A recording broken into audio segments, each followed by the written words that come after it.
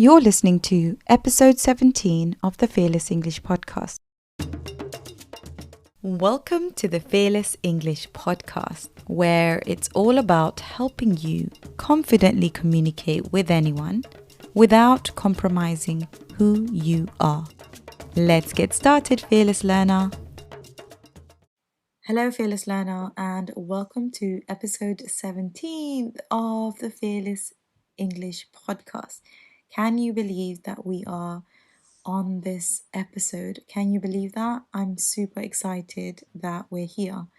Today, I wanted to talk to you about why you, yes, you, that's listening, should be taking notes, the importance of it. So I'm going to go through 3 different reasons why you should be why you should be making notes, not listening to this episode. So number 1 is that when you write notes, however you write notes, so let's get into that first. Like, think about, how do you take notes? Do you type? Do you write it with your hand? Did you know that it's actually scientifically proven that writing with your hand connects with your brain a lot better than when you type? So it's another little thing that you should know about note taking. So let's get in straight into the first point, which is it forces you to pay attention. So writing notes forces you to pay attention. So if you're listening to a video or you're listening to someone speaking and explaining something in class, it helps you really pay attention to what they're saying. Then we're moving on to point number 2, which helps you with listening. So it develops your listening skills. The more you listen, the more you develop your listening skills.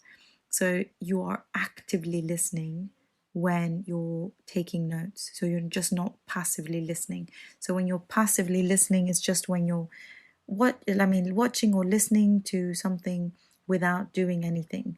So through active listening, it actually helps you understand what is being said, and it also helps you with your listening skills.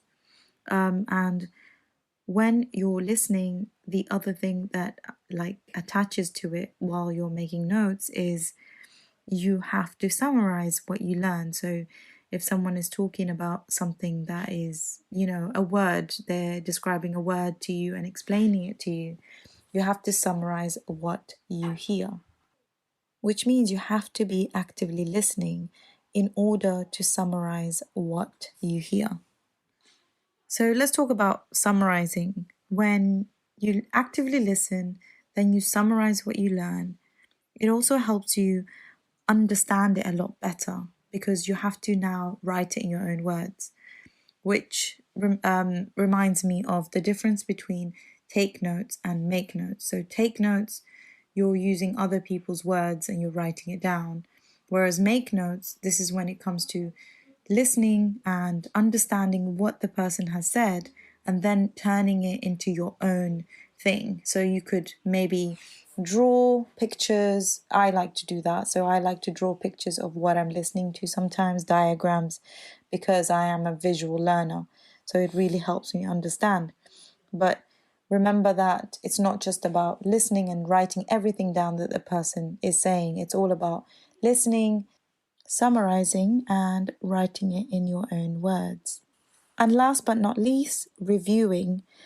So what you can do is look at the notes again. So which means you have to write notes that you can actually see. So you're not coming back later and you're thinking, oh my God, I can't believe I'm supposed to understand what I wrote a few days ago. So make sure it's visually pleasing and you can actually see what you've written. So going back to reviewing, so that's the last point. Reviewing is super important and it allows you to retain the information that you've learned. The more you review, the more you look at what you've written, the better chance you have of remembering. Remember that each time you look at something, you learn a new word, you have to actually look at it a few times, because each time you learn something new, there's like a timeline. And once that timeline is finished, you can't really remember the word after that. So you have to keep reviewing it or seeing it in different contexts for the brain to say, okay, this is super important. I'm going to make sure this goes into the long-term memory box. Okay? So I hope that this episode convinces you that note-taking is super important. Let me know if you're going to start taking notes, and if you are a good note taker, give us some tips. Tag Blackboard English on social media and let us see how you take notes. All right, fearless learner, until next week, I will go now. Bye. If you enjoyed today's lesson, then you'll love our speaking club, where we take what we learn in these lessons and put it into action. You'll get to meet other women and practice speaking English every week for an hour. All you have to do is go to www.blackboardenglish.com/cup. I'll say that again, www.blackboardenglish.com/cup.